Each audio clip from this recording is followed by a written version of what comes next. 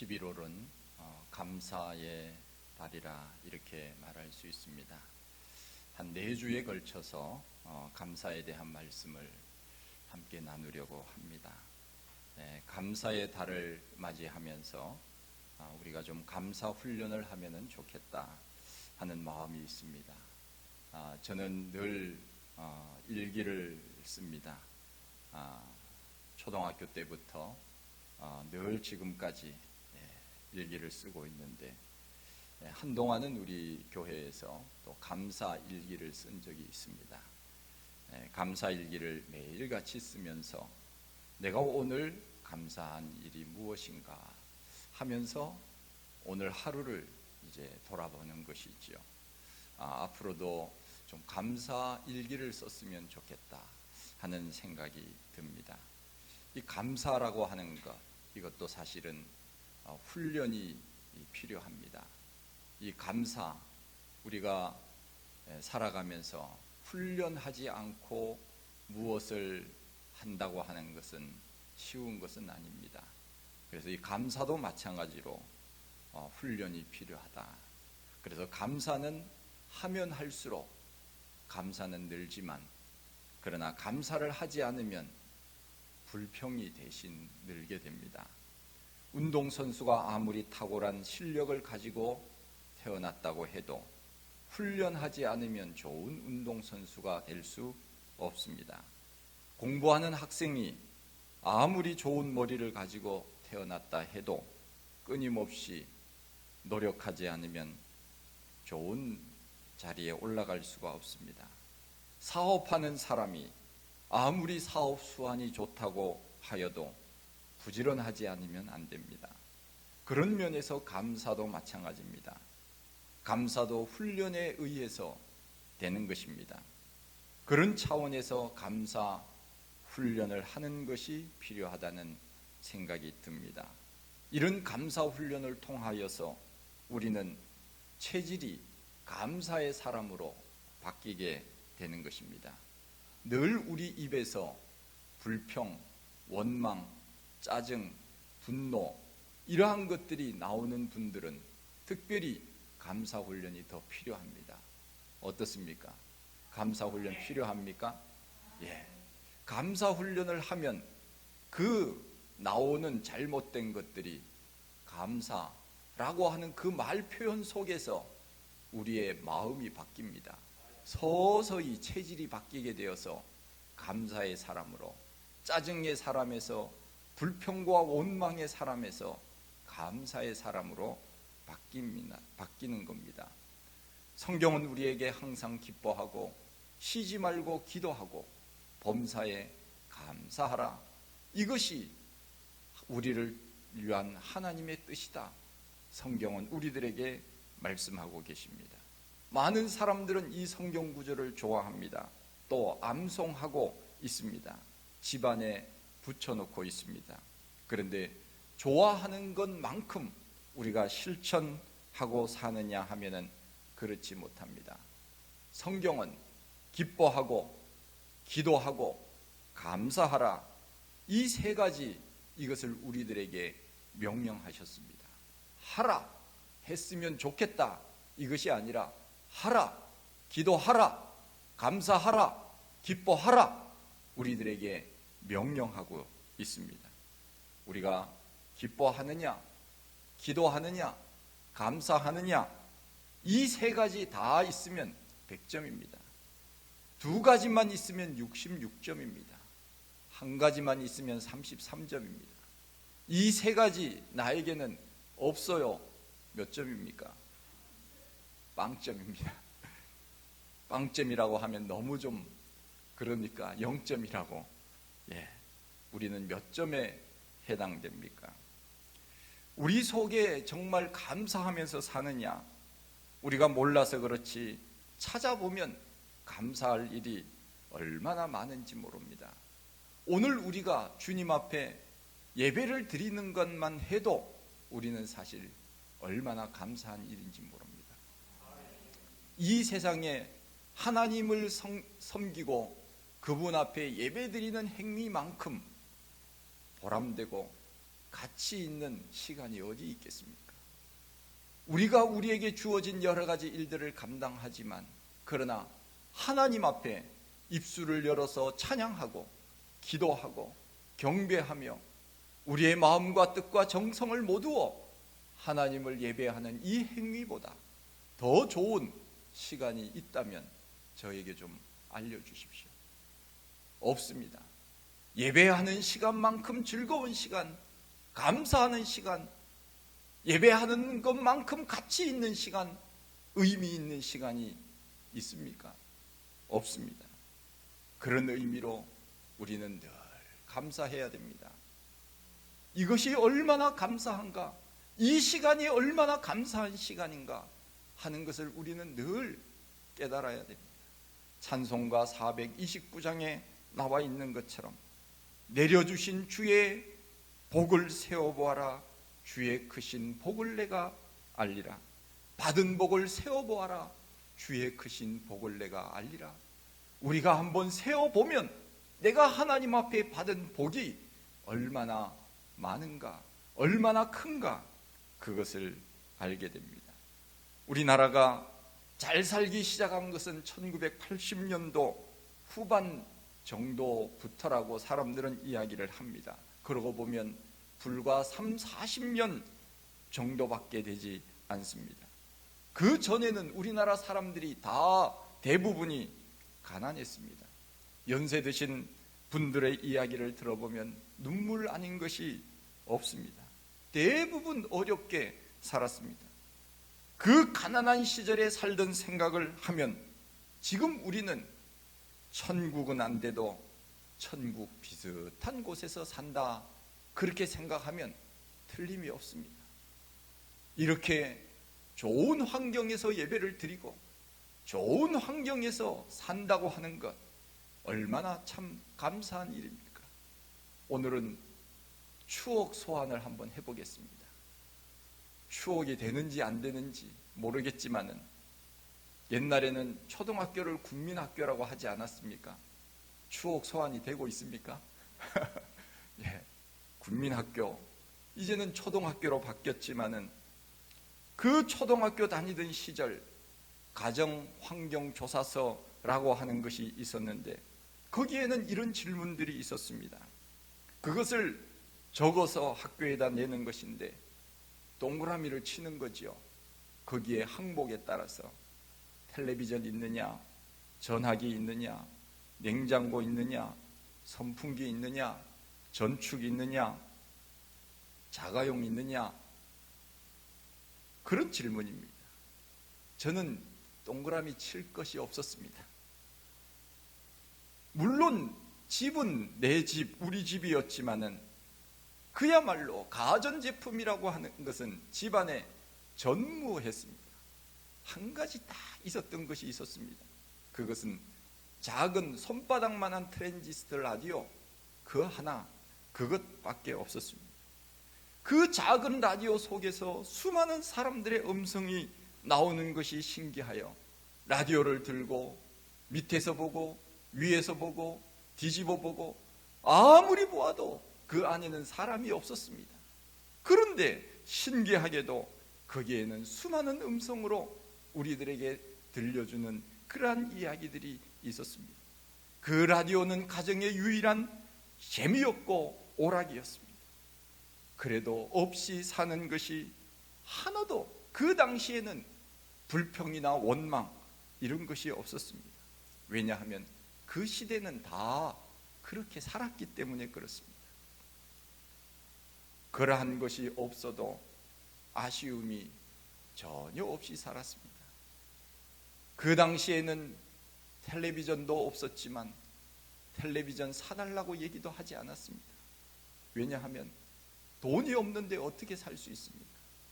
그냥 저는 들로, 산으로, 바다로 뛰어다녔습니다.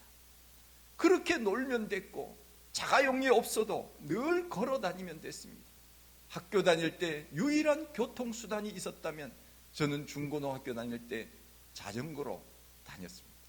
자전거를 얼마나 잘 탔는지 그야말로 양손을 놓고 자전거를 늘 탈 정도로 그렇게 자전거 타면서 학교를 다녔는데 얼마나 참 행복했는지 모릅니다. 지나고 보면 철이 없어서 그랬는지 걱정 없이, 어르신들은 걱정이 있었는지는 모르지만 저는 걱정 없이 어린 시절을 지냈습니다. 그런데 지금은 어떻습니까? 학교에서 그런 가정환경조사서를 하는 일도 없는 것 같습니다. 집에 텔레비전이 있느냐, 냉장고 있느냐, 전화기 있느냐 묻지 않습니다. 오히려 우리 집에는 텔레비전 없어요 하는 집이 좋은 집이라고 사람들은 생각을 합니다. 왜냐하면 돈이 없어서 텔레비전을 두지 못하는 것이 아니라 정서적 건강을 위하여 우리는 텔레비전 치웠어요. 그런 집이 오히려 사람들은 존경하는 눈으로 바라보는 그런 시대가 되었습니다. 그만큼 옛날에는 참 얼마나 어렵게 살았는지 모릅니다. 거기에 비하면 지금은 잘 살게 되었습니다. 그러나 옛날 가난한 시절보다 지금 우리 속에 감사가 더 있습니까? 우리의 생활이 나아지고 우리의 환경이 좋아지고 우리가 이렇게 편안한 가운데 주어진 모든 일들을 감당하며 하나님 앞에 예배드리는 이것이 정말 감사하면서 그렇게 살아가고 있는가 하는 것입니다. 그 당시에는 집에 전화기가 있고 냉장고가 있으면 부자였습니다. 피아노, 자가용 있으면 아주 부자였습니다. 그러나 30년, 40년이 지난 지금 우리들 집에는 그 당시 없는 것들이 지금 다 대부분 준비되어 있습니다. 초등학교 다닐 때 학교에서 선생님이 뭐라고 했는지 우리가 다 그런 이야기를 하고 있지 않습니까? 미국 사람들은 집에 자가용이 2대씩이나 있다. 집 안에 화장실이 있다. 그 말이 잘 믿어지지 않았습니다. 어떻게 집에 2대의 자가용이 있으며 농부가 밭에 갈 때 좋은 옷을 입고 가서 옷을 갈아입고 자가용을 끌고 가서 농사를 짓다가 그 자가용을 타고 집에 온다고 하는 말이 믿어지지 않았습니다. 더군다나 집안에 화장실이 있다는 말에는 야만인과 같은 그런 사람이라고 생각하기도 했습니다. 그러나 지금은 우리가 그런 시대에 살고 있습니다. 그러나 여러분, 옛날보다 지금 더 감사하십니까? 우리의 생활이 넉넉해지고 여유가 있어지고 더 많은 것을 가지고 있다고 해서 우리가 그만큼 옛날보다 더 감사하고 있느냐 하는 것입니다. 그렇지 않은 것이 오늘 우리의 문제가 아닙니까?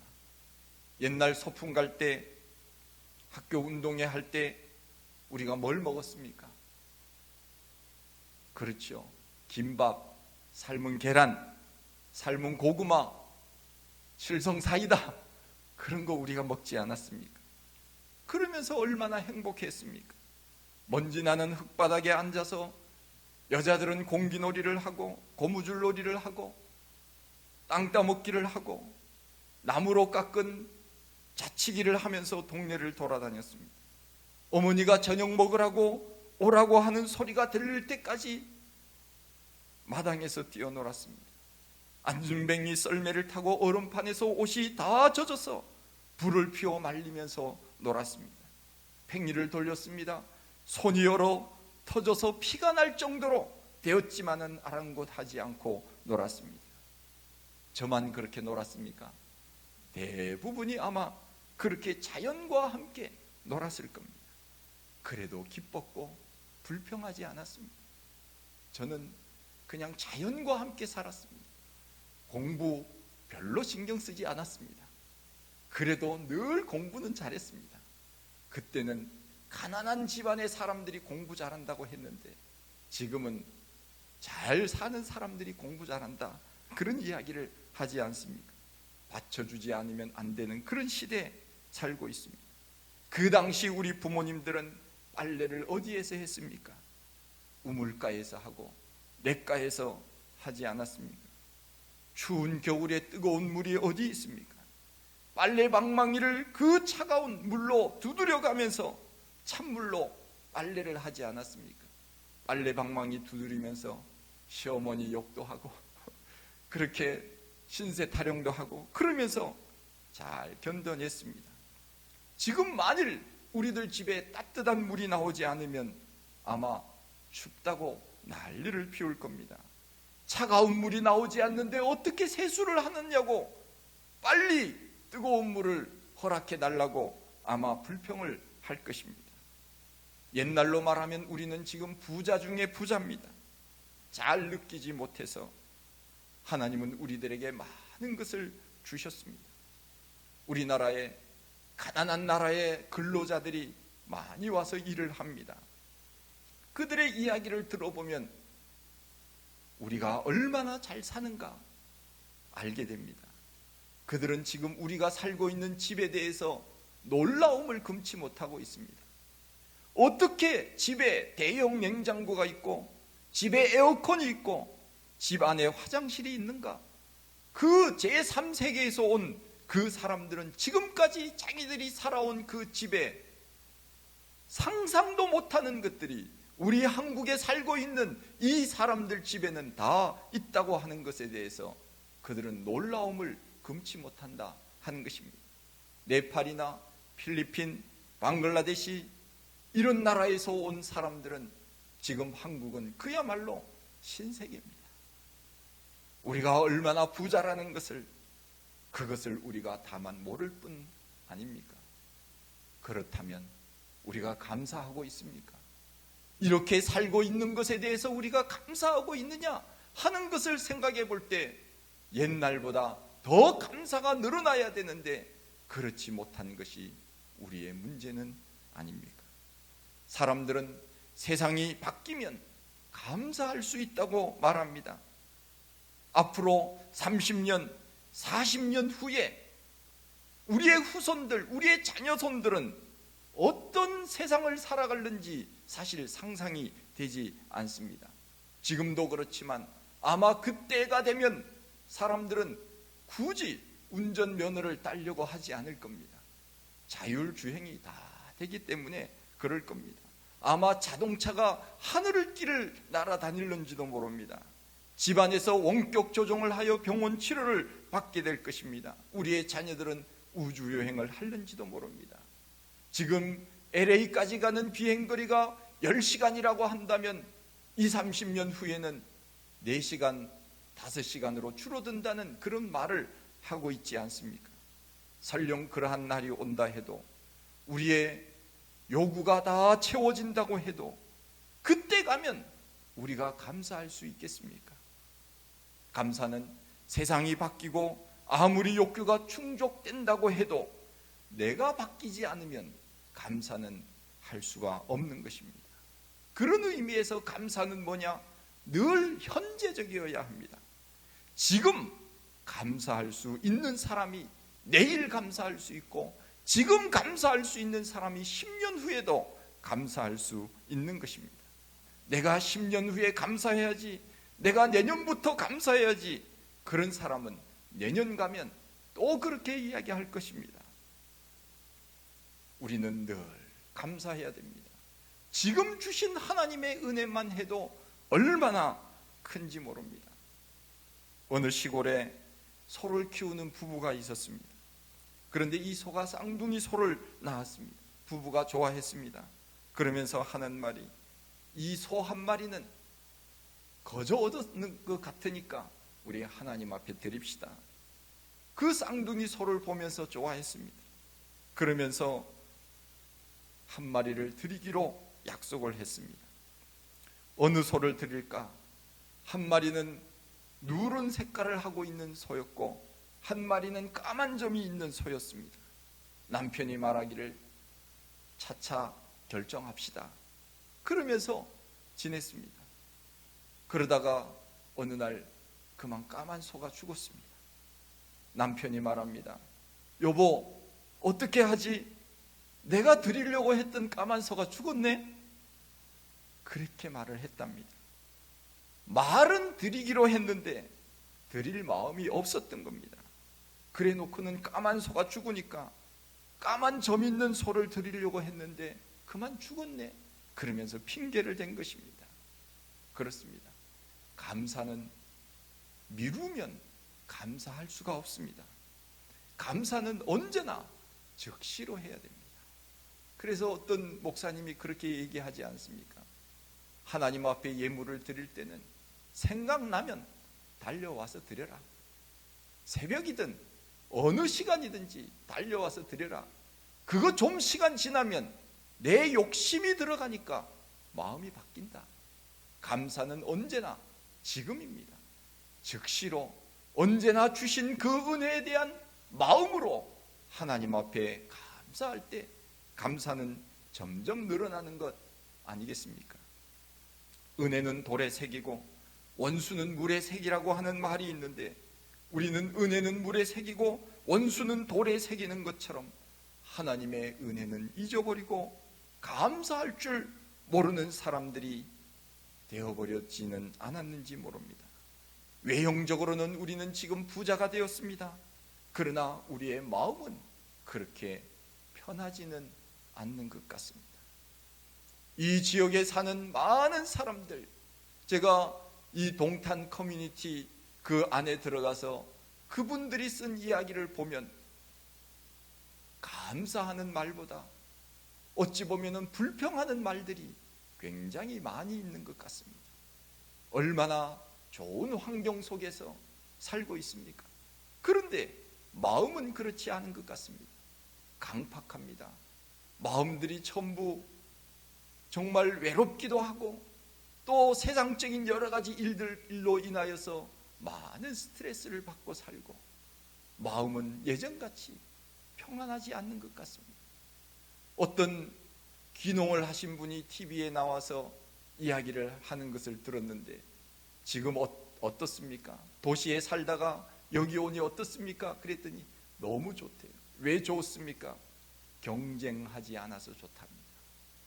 도시에 살 때는 다른 사람들과 끊임없이 비교하고 끊임없이 경쟁해서 이겨야 되는데, 여기 오니 그냥 내가 하고 싶은 대로만, 주는 대로만 먹을 수 있게 돼서 그냥 신경 쓰지 않고 살게 돼서 감사하다 하는 이야기를 했습니다. 우리는 이 세상을 살아가면서 내가 더 많이 갖겠다고, 내가 더 많이 먹겠다고 내 마음속에 평안은 간데 없고 세상적인 그런 욕심으로 인하여 마음의 평안 없이 살고 있는 것은 아닙니까? 감사하는 것도 훈련입니다. 그래서 우리는 어떻게 훈련을 해야 되느냐? 말끝마다 이렇게 하십시오. 주님 감사합니다. 할렐루야. 무슨 말을 하든지 주님 감사합니다. 제가 알고 있는 어떤 분은 말끝마다 아이고 살겠네 그러더라고요. 그래서 나는 이게 무슨 뜻인가 했더니, 사람들이 말하기를 무슨 말 하든지 아이고 죽겠다 그런 말 하잖아요. 근데 이분은 그것을 반대로 아이고 살겠네 그 얘기를 계속적으로 하더라고요. 이게 이제 습관이 돼서 이제는 무슨 일이 생길 때마다 아이고 죽겠네 이것이 아니라 아이고 살겠네 그렇게 하듯이, 우리는 말끝마다 언제나 주님 감사합니다, 주님 감사합니다, 이 말을 계속적으로 반복하다 보면 감사가 체질이 되는 것 아니겠습니까? 그래서 우리 속에는 불평이 사라지고 마음속에 감사가 넘치게 되면 내 마음속에 평안이 싹 트는 것입니다. 그래서 우리가 감사를 한번 글로 써보면 좋겠다. 훈련을 하다 보면 하나님의 은혜를 깨닫게 되고 그 깨달음 속에 우리가 감사하며 살지 않겠습니까? 감사는 우리의 마음을 행복하게 합니다. 감사는 믿음의 표현입니다.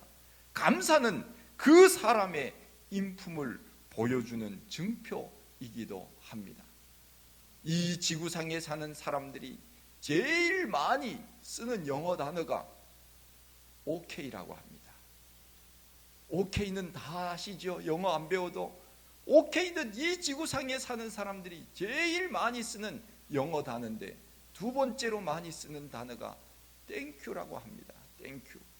미국 사람들은 안 좋아도 땡큐, 싫어도 땡큐라고 하는 표현을 쓴다고 합니다. 노 땡큐. 거절할 때 괜찮습니다. 노 땡큐. 감사라고 하는 이 말, 띵크라고 하는 말에서 나온 단어인데 생각해보면 모든 것이 감사하다 하는 그런 의미가 아니겠습니까? 우리 예수 믿는 사람들은 감사할 것이 너무나도 많습니다. 무엇보다도 우리에게 구원을 주신 하나님 앞에 늘 감사할 수 있어야 됩니다. 구원은 돈으로 살 수 있는 게 아닙니다. 이 지구상에 75억이나 된다고 하는 사람들이 산다면 그 중에 내가 예수 믿고 구원받은 사람으로 살아가고 있다니 자다가 깨어도 감사하다. 얼마나 감사한지 모릅니다. 내가 예수를 믿었다니 이게 참 감사하다. 지난주에도 말씀을 드렸지만 저는 정말 우상 섬기는 그러한 집에서 저는 태어났지만은 그러나 우리 형님들이 다 먼저 예수 믿고 우리 가족들이 다 예수 믿고 정말 하나님의 은혜로 예수 잘 믿는 그런 집안이 되었습니다. 그래서 우리 집에서 어렸을 때부터 늘 찬송 불렀던 지정곡이 있었는데 그것이 바로 사철의 봄바람 불어있고 하나님 모시는 가정이 기쁘고 즐거운 가정이라고 하는 그 찬송을 늘 어렸을 때부터 불렀던 기억이 있습니다. 구원을 주신 그 은혜에 늘 우리는 감사해야 됩니다. 예배라고 하는 것이 무엇입니까? 예배라고 하는 것은 하나님이 나에게 주신 그 구원의 은혜에 감사하는 행위가 바로 예배입니다. 그러므로 예배를 드린다고 하는 것은 나를 구원해 주신 하나님 감사합니다 하면서 우리의 마음을 드리면서 드리는 것, 이것이 바로 예배라고 하는 것입니다. 그러기에 우리 믿는 사람들에게는 절대적인 감사가 있습니다.